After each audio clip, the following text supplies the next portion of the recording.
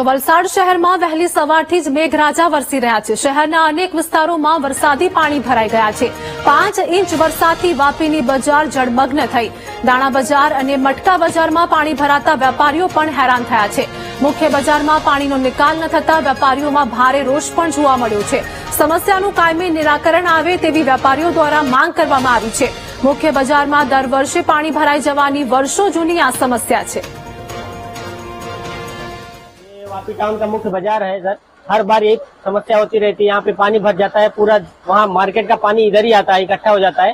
हमारे सब दुकान वालों को प्रॉब्लम होता है, आने जाने में भी तकलीफ होता है सर। हर बार यही आपदा होता है। नगर पालिका कर क्या रही है, वो हमको प्रॉब्लम बहुत हो रहा है, आने जाने में समस्या हो रही है, दुकानों में पानी भर जाता है, साफ सफाई नहीं होता है, गटरों में पूरा कचरा भर जाता है सर।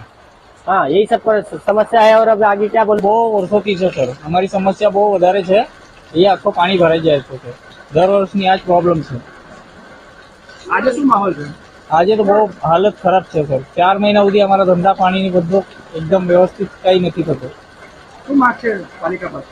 પાલિકા આટલું સાફ કરી દેતા અમારી समस्या सॉल्व થઈ જશે। यहाँ तो हर साल का ही रहता है, बारिश होता है थोड़ा ज्यादा तो अंदर पानी भरा जाता है और पूरा अक्खा वापी का मतलब समझो आधा वापी का पानी इधर आता है और जगह नाली पानी निकलने का पतला मतलब इतना मोटा है।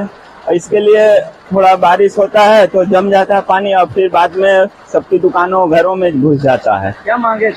मांग यही है सर, वो नाली मोटा और करिए। દર વર્ષે આજ છેલ્લે 20 વર્ષથી મારી હાજરીમાં 20 વર્ષથી એવી રીતે જ પાણી ભરાય છે ને દર વર્ષે અમે નગરપાલિકામાં કમ્પ્લેટ કરી, હમણાં મહાનગરપાલિકામાં પણ કમ્પ્લેટ કરી, હજુ સુધી પાણી જવાનો કોઈ રસ્તો નથી। અમારે સમજો ને ઘૂંટણાથી ઉપર સુધી પાણી ભરાયેલું છે। આ મટકા ગલીમાં વાપીનું બજાર છે, મટકા ગલી, એમાં દર વર્ષે એવી જ પોઝિશન છે ને કોઈ રસ્તો જ નથી પાણી જવાનો કહેવાનો, મતલબ દર વર્ષે આજ 20 વર્ષથી મારી નજરોમાં મેં જોયું।